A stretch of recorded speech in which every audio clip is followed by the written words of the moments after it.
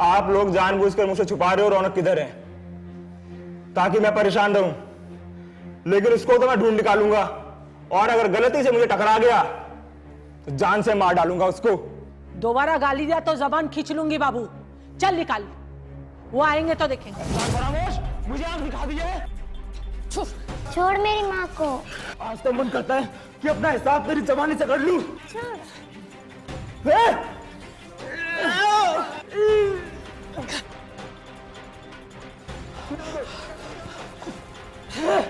माँ तो मत साली होगी, बेटी भी जोड़ है।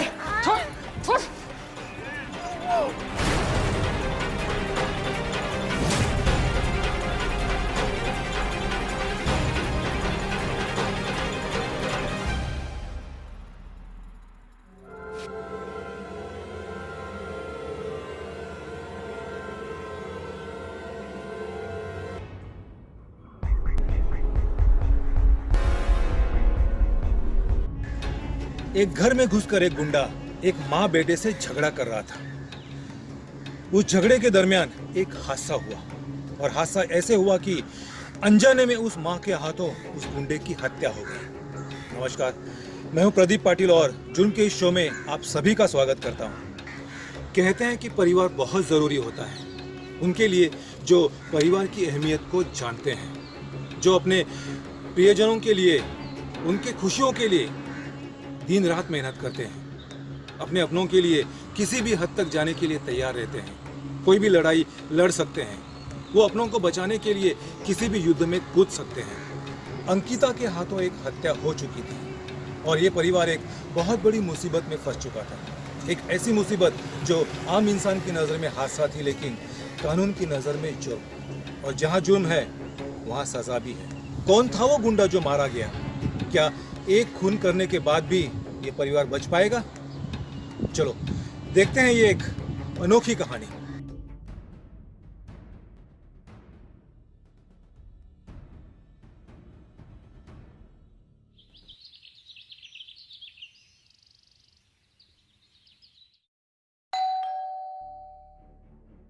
पापा होंगे। बेटा भी दरवाजा मत खोलना, कोई और भी हो सकता है।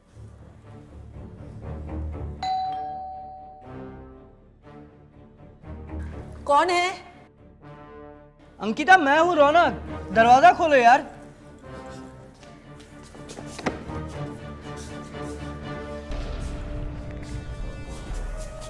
दरवाजा खोलने पे इतनी देर क्यों कर दी?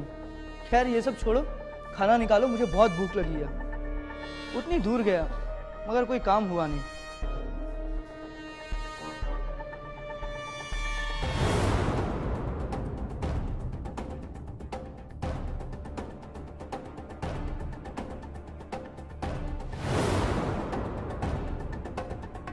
अरे ये यहाँ क्या कर रहा है? और ये इस तरह से लेटा क्यों है? इसके माथे से तो खून भी निकल रहा है।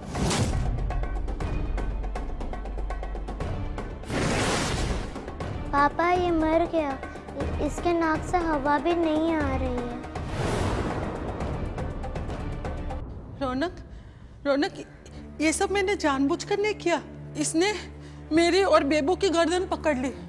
बेबू की जब दम घुटने लगी तो मैं घबरा के वो बोतल उठा के इसके सर पे मार दी, और बस ये। तुमने क्या कर दिया अंकिता? तुमने क्या कर दिया? मैंने जानबूझकर नहीं किया रौनक। प्लीज तुम शांत हो जाओ रौनक, प्लीज तुम शांत हो जाओ। अरे ये मर चुका है और तुम मुझे कह रही हो कि मैं शांत हो जाऊं? मैंने जानबूझकर नहीं किया। तुम्हें पता है तुमने क्या किया? मैंने जानबूझकर तुमने खून किया, खून। नहीं, मैंने जानबूझकर नहीं किया। तुम्हारे बार बार बोलने से तुम्हारे पाप कम नहीं हो जाएंगे अंकिता। तुम एक काम करो, सारी खिड़कियां बंद कर दो और पर्दे भी सटका दो। बेटा तुम फर्श से ये खून साफ कर दो।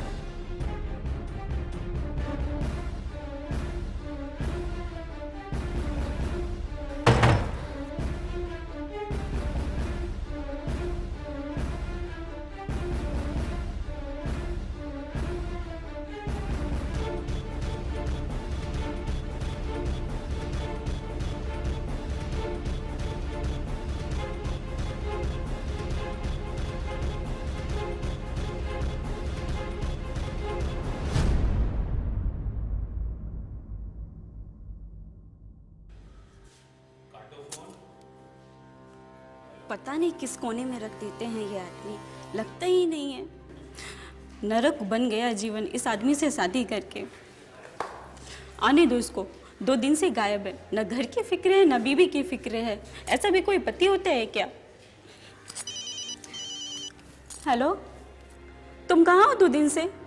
ए रेखा, मैं जूनी बोल रही हूँ यार, सरिता। ओ यार जूनी, तो मुझे लगा मेरा पति है।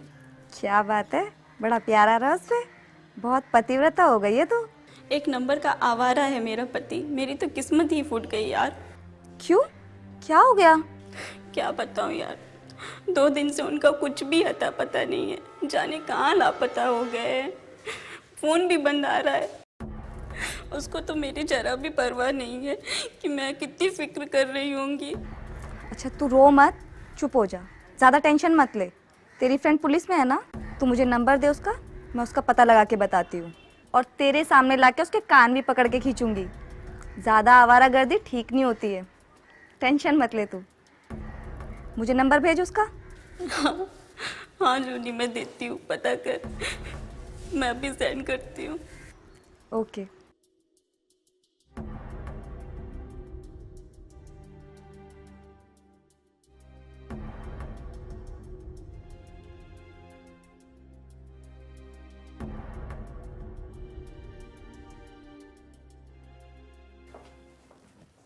सर, हाँ बोलो।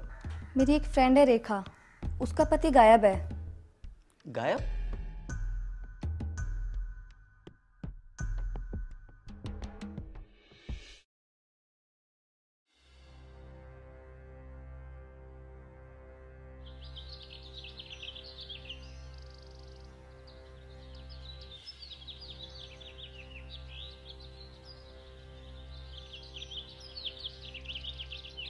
आज दिन कौन सा है बेटा? आज वेडनेसडे है। आज वेडनेसडे नहीं, ट्यूसडे है। कौन सा दिन है? आज ट्यूसडे है। गुड। तुम दोनों को एक बात ध्यान में रखनी होगी कि आज की तारीख 7 नवंबर है। कौन सी तारीख है? अरे रौनक भाई, कहाँ जा रहे हो पूरी फैमिली को साथ लेकर? एक्चुअली आज की तारीख 7 नवंबर हमने पहले से ही फिक्स की थी, अंकिता के पेरेंट्स से मिलने की। तो 2-4 दिनों के लिए वहीं जा रहे हैं। बढ़िया है, लेकिन रौनक भाई तारीख आज 8 नवंबर है। 8 नहीं, आज 7 तारीख है। क्यों बेबू? हाँ, आज 7 नवंबर है, ट्यूसडे है।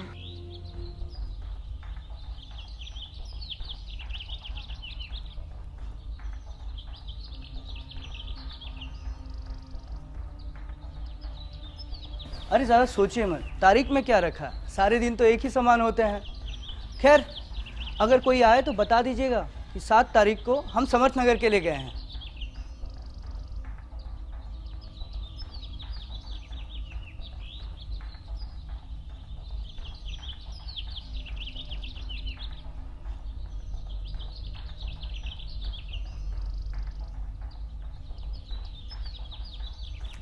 कितने संस्कारी लोग हैं। सर, आज तीसरा दिन है और उनका कुछ भी पता नहीं है। भगवान मुझे सजा दे रहा है। मैं हमेशा उनको कोसती रहती थी, उनको हमेशा घर गृहस्थी शादी पर हमेशा ताने कसती थी, उनको आवारा कहती थी। लेकिन आज मुझे उनकी कमी महसूस हो रही है। जूनी, तू कुछ कर ना।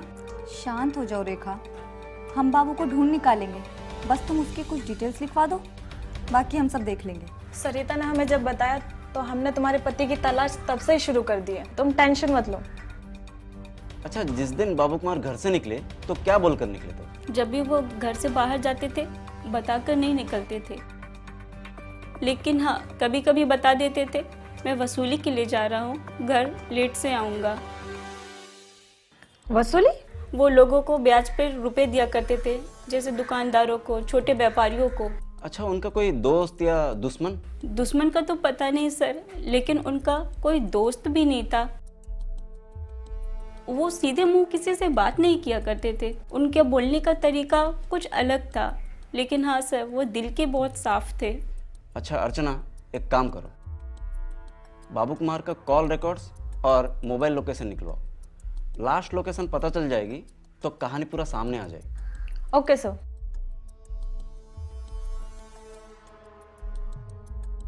ठीक है रेखा, तुम बाबू की डिटेल्स लिखवा दो।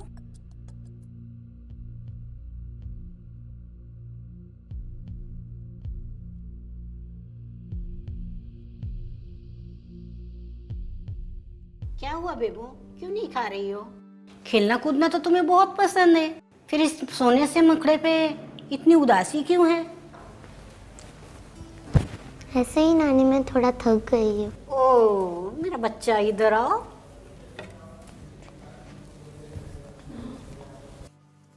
मेरी बच्ची थक गई है, मेरी नवासी थक गई है। हाँ? ये लीजिए मम्मी आपके लेमन टी। क्या जरूरत थी बेटा, मैं खुद जाके ले लेती ना, परेशान ना हुआ कर। बेबो ये सोने का टाइम है बेटा, चलो उठो इधर आओ, नानी को चाय पीने दो। रौनक इसे तो बुखार है। क्या? देखो जरा। अरे आप लोग भूल गए, मैं थोड़ी देर पहले गर्म दूध पी थी, उसके वजह से टेम्परेचर हाई हो गया होगा। मेरी नवासी बहुत तेज हो गई है।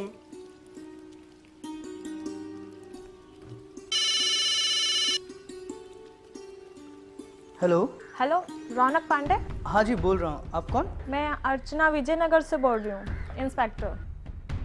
जी बोलिए, मैं आपकी क्या मदद कर सकता हूँ? इस वक्त कहाँ हैं आप? जी मैं अपने ससुराल में हूँ पिछले कुछ दिनों से। क्यों, क्या हुआ वैसे? बाबू कुमार को जानते हैं आप? जी जान पहचान वाला आदमी है, कभी कभी ज़रूरत पड़ने पर ब्याज से पैसे लिया करता था। लेकिन आप ये सब मुझसे क्यों पूछ रही हैं? क्योंकि 7 तारीख की शाम को आखिरी कॉल उसने आपको ही किया था और आपने कॉल उठाया भी नहीं था। आखिरी कॉल? आखिरी कॉल मतलब? बाबू कुमार 7 तारीख की शाम से ही गायब है। अच्छा मैडम, उसका कॉल तो आया था मुझे, मगर मैं उठा नहीं पाया। जब उसका कॉल आया था तब मैं यहीं समर्थ नगर में था अपने परिवार के साथ। वैसे 7 तारीख की सुबह ही मैं यहाँ के लिए निकल आया था।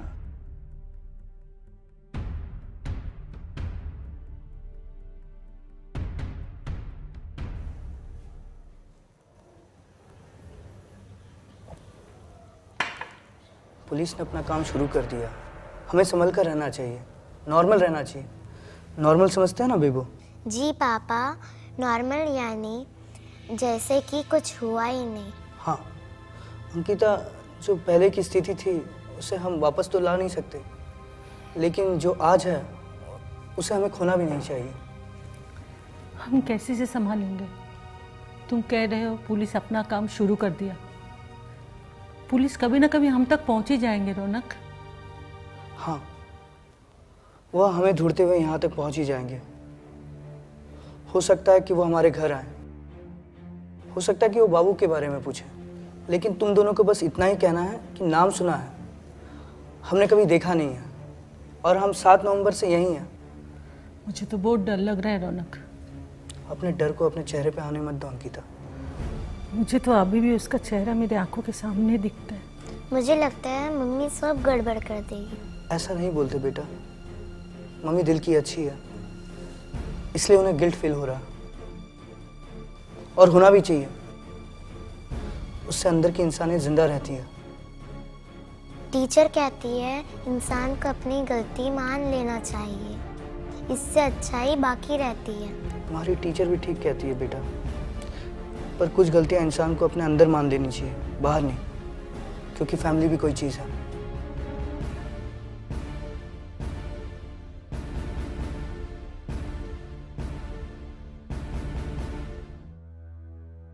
जी सर। ओके, यस सर, ठीक है सर। ओके। हाँ सर, रौनक की फैमिली बता रही है कि वो समर्थ नगर में है और 7 तारीख से ही है। लेकिन बाबू का मोबाइल लोकेशन तो रौनक के घर के पास बता रहा है, उसके बाद ही स्विच ऑफ है। सर हो सकता है बाबू वहाँ गया हो और रौनक के घर का लॉक देके कहीं और चला गया हो। और मोबाइल? सर मोबाइल भी कहीं आसपास स्विच ऑफ हो गया होगा या फिर कहीं गिर गया होगा। इतने सारे इत्तेफाक कैसे हो सकते हैं? ये बाबू गया कहाँ? जमीन निकल गई या आसमान? सर मैंने सारे खबरियों को एक्टिव कर दिया है और बाबू की फोटो भी सब पुलिस स्टेशन में सर्कुलेट कर दिया। ये बाबू जो है ब्याज पर पैसा देता था, राइट? जी सर। एक काम करो, लिस्ट निकालो, बाबू ने किसे किसे पैसा दिया है।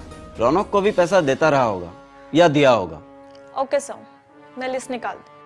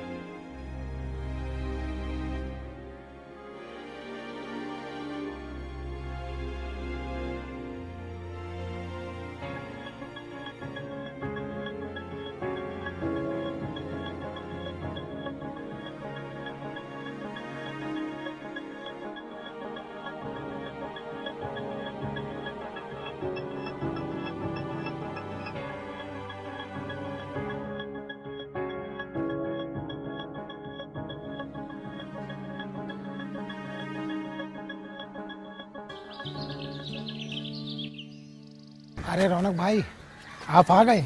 हाँ, अब ससुराल में ज़्यादा दिन रुकना भी तो ठीक नहीं है। ये तो बेबो और अंकिता ने कहा था तो चले गए थे। आप कैसे हैं? पुलिस आजकल मोहल्ले में बहुत घूम रही है। आपके घर पर तो 2-3 चक्कर लगा के गई। हमारे घर पे? क्यों? हमें पूछ रही थी क्या? हाँ, पूछ रही थी कब गए, कब आएंगे, और कोई बाबू नाम के बारे में पूछ रहे थे पुलिस वाले। बाबू? बाबू? कहीं वो ब्याज में पैसे देने वाला बाबू तो नहीं? हाँ, शायद वही बाबू। क्या पूछ रही थी? यही कि तुम उसे यहाँ आते जाते देखे हो। तो तुमने क्या कहा? मैं क्या कहूँगा, मैं किसी बाबू को नहीं जानता। बाबू को मैं जानता हूँ, उससे मेरी लेनदारी देनदारी थी। 7 तारीख को उसने मुझे कॉल भी किया था। मैंने उससे कहा था मैं ससुराल आया हूँ, मगर बाबू को पुलिस क्यों ढूंढ रही थी? पता नहीं, किया होगा कुछ उल्टा सुल्टा। अच्छा रौनक भाई, मैं चलता हूँ।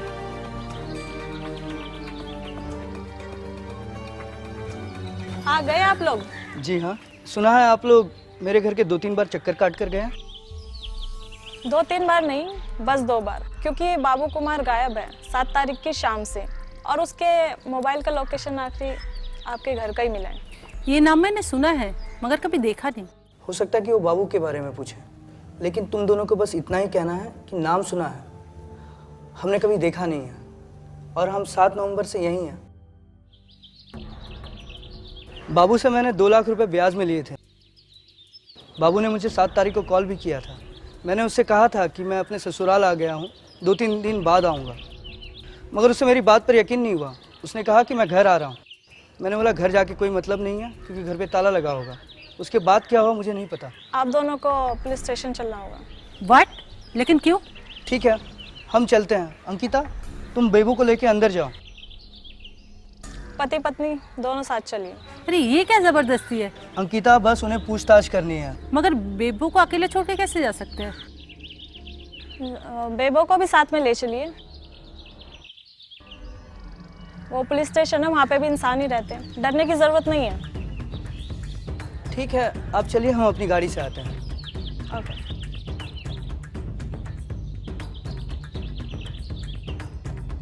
अब चूहे बिल्ली की खेल की शुरुआत होने वाली थी, क्योंकि पुलिस को रौनक के परिवार पर पूरा शक हो चुका था। वो उन्हें शक इसलिए हुआ था क्योंकि बाबू के मोबाइल की आखिरी लोकेशन रौनक का घर ही था। दूसरी तरफ रौनक ने अपनी पत्नी और बेटे को पूरी तरह से ट्रेन कर रखा था इस माहौल में आने वाले मुश्किलों से लड़ने के लिए। उसने अपने परिवार को बचाने के लिए एक अलग ही मगर झूठी स्क्रिप्ट लिख चुका था। उस स्क्रिप्ट में पत्नी, पति और बेटा अपने अपने रोल प्ले कर रहे थे। इन तीनों को अपने अपने डायलॉग्स और अपने अपने रिएक्शन सही टाइमिंग और बारीकी से प्ले करने थे, क्योंकि ये अगर अपने एक्टिंग में फेल हो जाते तो पुलिस की पकड़ और मजबूत हो जाती। हाँ तो रौनक जी, वैसे आप क्या करते हैं? मेरा मतलब है कि प्रोफेशनली आप क्या करते हैं? जी, हमारा इंपोर्ट एक्सपोर्ट का बिजनेस है। दुबई और मलेशिया में हम इंडिया से राइस सप्लाई करते हैं। गुड। इतना अच्छा बिजनेस होने के बाद भी आपको बाबू कुमार जैसा लोकल आदमी से 2 लाख रुपए लेने की क्यों जरूरत पड़ी? इस बार 2 लाख रुपए लिए थे, इससे पहले 25 लाख रुपए लिए थे जो वापस लौटा दिए। 25 लाख? जिसे आप लोकल समझ रहे हैं वो बहुत ही मंझा हुआ खिलाड़ी है। बड़े बड़े नेताओं के पैसों को वो यहाँ से वहाँ घुमाता है। 1-2 लाख की रोलिंग तो वो सिर्फ दिखाने के लिए करता है ताकि वो अपने बड़े काम को छुपा सके। अंकिता जी, आप अपने मायके कितने तारीख को गई? 7 नवंबर। काफ़ी दिनों से मेरी मम्मी पापा हम लोग को बुला रहे थे, इनके पास टाइम नहीं हो रहा था, इसीलिए हम लोग जा नहीं पा रहे थे। 7 नवंबर का अचानक प्लान बना, हम लोग निकल गए। 7 तारीख को ही क्यों गए आप लोग? ये कैसा सवाल है? सवाल सीधा तो है, आप 7 तारीख को ही गए। बस कैजुअली मूड हुआ, ऐसा कोई मुहूर्त नहीं निकाला था, सिर्फ ऐसे ही चले गए। आप लोग 7 को गए और बाबू 8 तारीख से गायब है। सर, अगर हम 9 को जाते और बाबू 8 से गायब है तो ये कोई सवाल बनता, लेकिन हम तो यहाँ पे 7 तारीख को ही चले गए थे। ठीक है, अब जाइए, लेकिन जब हमें जरूरत होगी। शौक से बुलाइए सर, लेकिन मेरी भी एक रिक्वेस्ट है। हमारा और आपका दोनों का वक्त बर्बाद ना हो। बाबू का भी अपना परिवार है, उसके भी घर वाले परेशान होते रहेंगे, तो थोड़ा उन सब चीज़ों का भी ख्याल रखिएगा। हम चलते हैं सर, नमस्ते।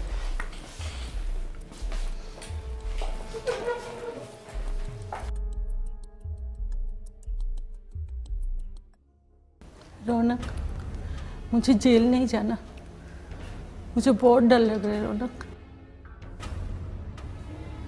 वो लोग अगर मुझे जेल में डाल दिया तो मेरे बेबो का क्या होगा? मैं तो मर ही जाऊंगी रौनक। तुम कुछ भी मत सोचो अंकिता, शांत हो जाओ, तुम्हें कुछ नहीं होगा और मैं तुम्हें कुछ होने भी नहीं दूंगा। कैसे रोकेंगे उनको? क्या कर लेंगे उनका? कुत्तों के जैसा सूंघ चुके हैं वो लोग, कब्र के जैसा खोद के निकल रहे हैं। मुझे तो हमेशा लगता है कि ये लोग हथकड़ी लेके मेरे दरवाजे के सामने खड़े हैं। देखो अंकिता, पुलिस वालों का काम है जांच करना, लोगों पे शक करना, मगर पुलिस तब तक कुछ नहीं कर सकती जब तक उनके हाथ में कोई सबूत नहीं आता। सबूत मिल गए तो? सबूत उनको कभी नहीं मिलेगा, मेरा भरोसा करो। मैं तुम्हें और बेबू को कुछ नहीं होने दूंगा। आज मेरे वजह से मेरे परिवार मुश्किल में पड़े। तुम बार बार अपने आप को दोष देना बंद करो, इसमें तुम्हारी कोई गलती नहीं है अंकिता।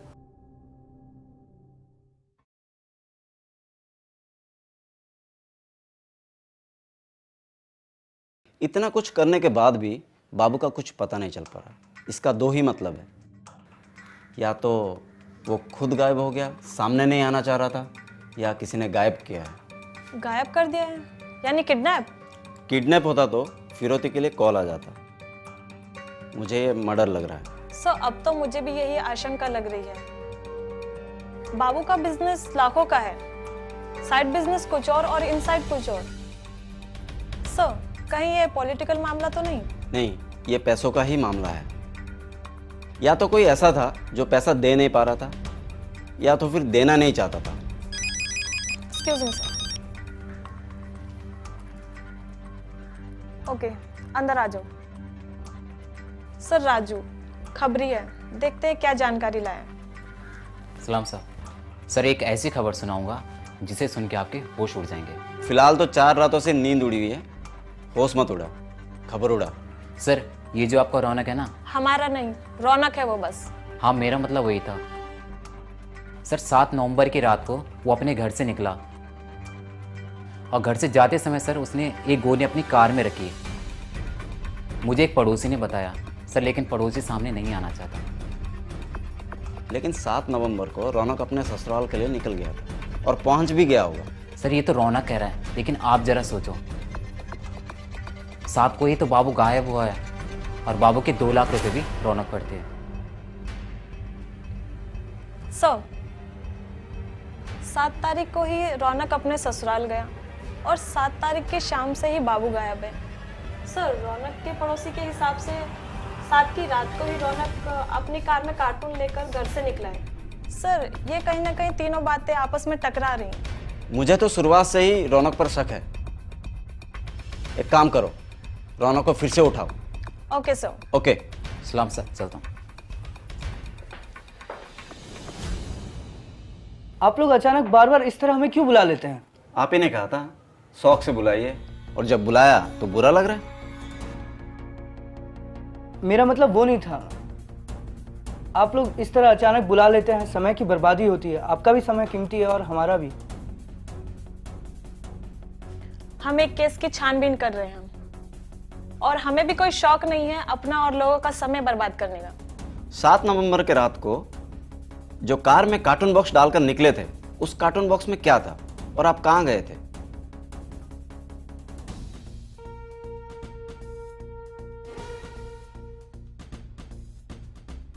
सात नवंबर को मैं अपने परिवार के साथ अपने ससुराल के लिए चला गया था। और जहाँ तक बात है कार्टून बॉक्सेस की, तो मैंने आपको पहले ही बताया था कि हमारा इंपोर्ट एक्सपोर्ट का बिजनेस है।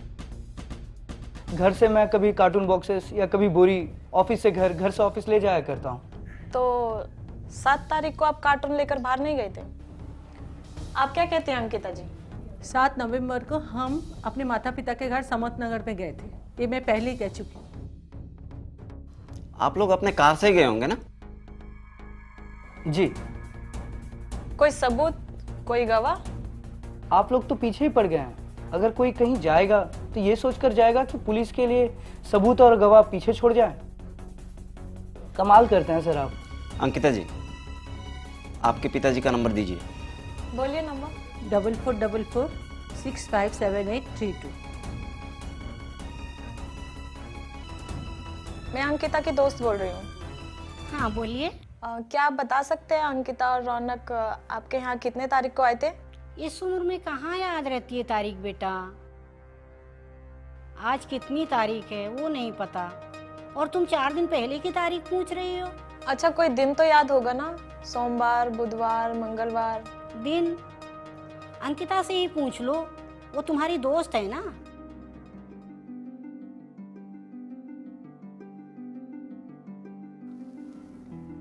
कैसे कैसे दोस्त बना रखे हैं मेरे दामाद और बेटी ने।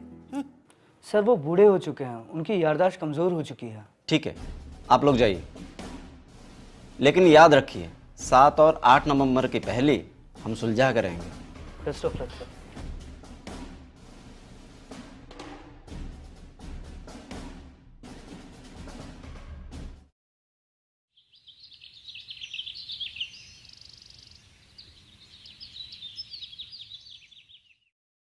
जी कहिए।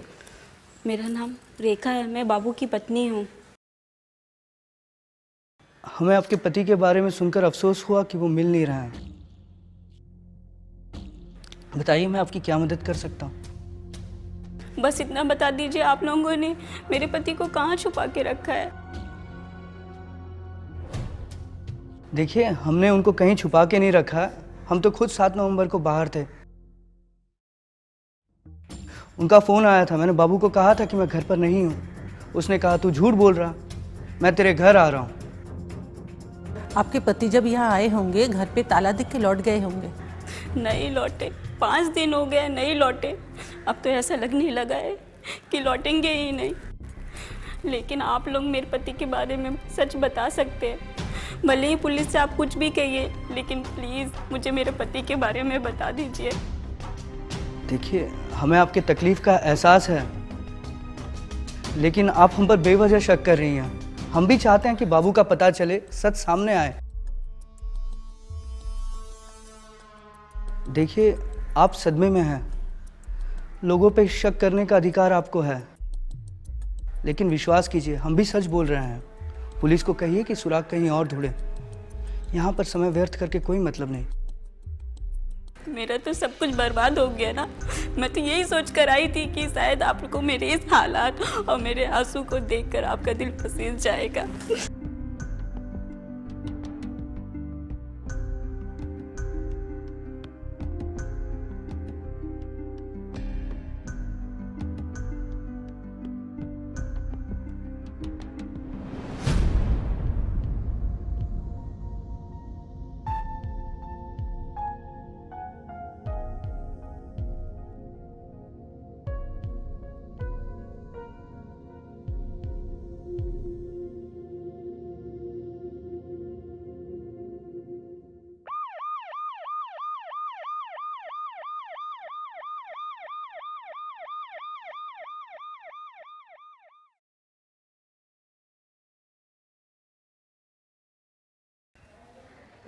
आपके घर की तलाशी लेनी है। तलाशी? सर्च वारंट है हमारे पास।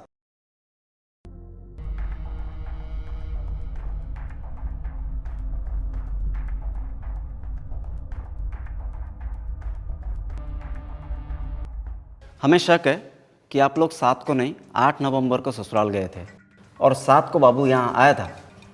उसके साथ कुछ तो हुआ है। चलो एक बार कोशिश करते हैं और सबको अलग अलग पूछताछ करते हैं। क्यों? ये बार बार बयान लेने का क्या मतलब है? मतलब निकालने का कोई मतलब नहीं होता रौनक जी। हम लोग बस हमारे मतलब की चीज़ें ढूंढते हैं। अर्चना, इस बार बच्चे से भी पूछेंगे। क्यों? बच्चे से क्यों? आप लोगों को एक एक करके पूछेंगे, सही सही जवाब देना। अपने ससुराल आप लोग कितने तारीख को गए? 7 नवंबर को। जितनी बार आप पूछेंगे मेरा जवाब यही होगा। यानी रट लिया है आप लोगों ने ये डायलॉग। मैडम, जिंदगी कोई 2 या 4 का टेबल नहीं है जिसे रट्टी की जरूरत पड़े। ये सच है, हम लोग 7 तारीख को ही निकले थे।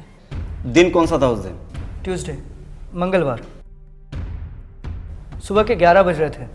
3:30 बजे हम अपने ससुराल पहुंचे थे। 12:30 बजे करीब बाबू का कॉल आया था। उसने मुझसे 2 लाख रुपए मांगे थे। मैंने कहा अभी मेरे पास नहीं है, कुछ समय दे दो। कोई झगड़ा हुआ था? नहीं। झगड़ा किससे? बाबू से।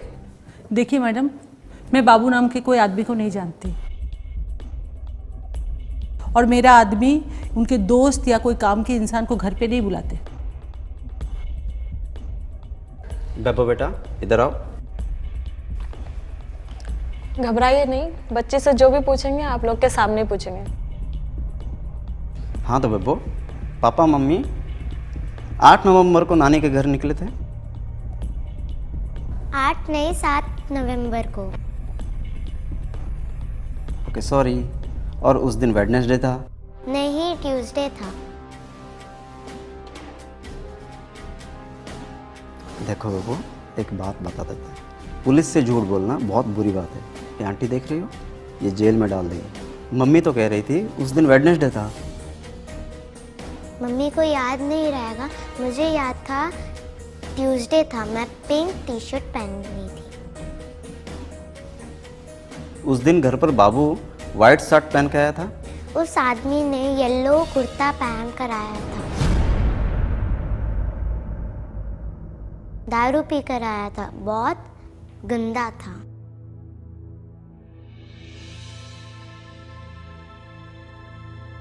सॉरी पापा।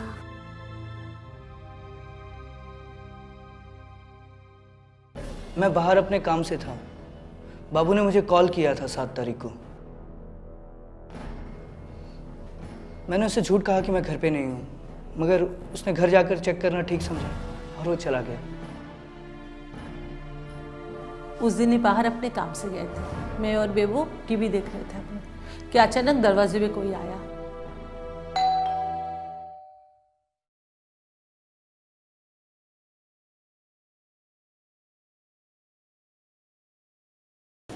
कौन हो भाई तुम?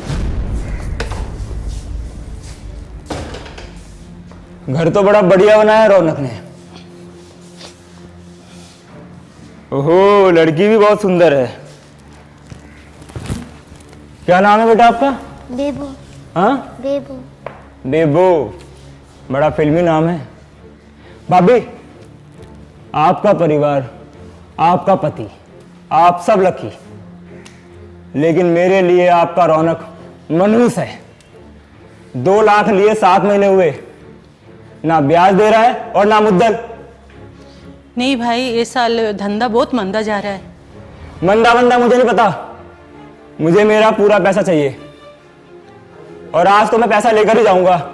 देखिए, आप उनसे ही बात कर लीजिए, क्योंकि उनके कोई दोस्त या काम के कोई लोग मेरे घर तक नहीं आते। प्लीज आप जाइए। तो फिर झूठ के बोलता है वो? अगर फोन करो तो उठाता नहीं है, और अगर उठाएगा तो कहेगा ससुराल में है। बेवकूफ हूं मैं? पागल हूं मैं? देखो अभी, या तो आप मुझे मेरे 2 लाख रुपए दे दो, या फिर ये बता दो रौनक किधर है। मुझे मालूम नहीं है वो कहाँ जाते कहाँ नहीं जाते, वो मुझे बता के नहीं जाते भाई। आप लोग जानबूझकर मुझसे छुपा रहे हो रौनक किधर है, ताकि मैं परेशान रहूं। लेकिन उसको तो मैं ढूंढ निकालूंगा, और अगर गलती से मुझे टकरा गया तो जान से मार डालूंगा उसको। दोबारा गाली दिया तो जबान खींच लूंगी बाबू। चल निकाल, वो आएंगे तो देखेंगे। खामोश, मुझे आंख दिखा दीजिए।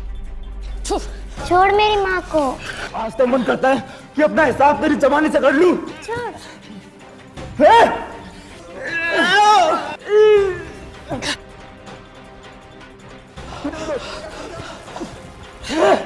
माँ तो मत साली होगी, बेटी भी जोड़ है। छोड़ छोड़।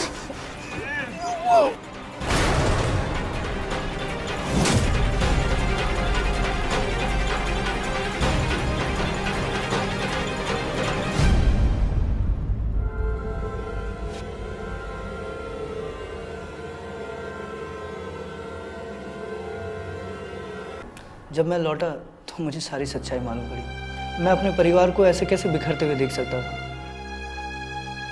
इसलिए मैं बाबू की लाश को कार्टून में डालकर जंगल में जाकर छोड़ दिया और अगले दिन अपने परिवार के साथ 8 नवंबर को अपने ससुराल चला गया।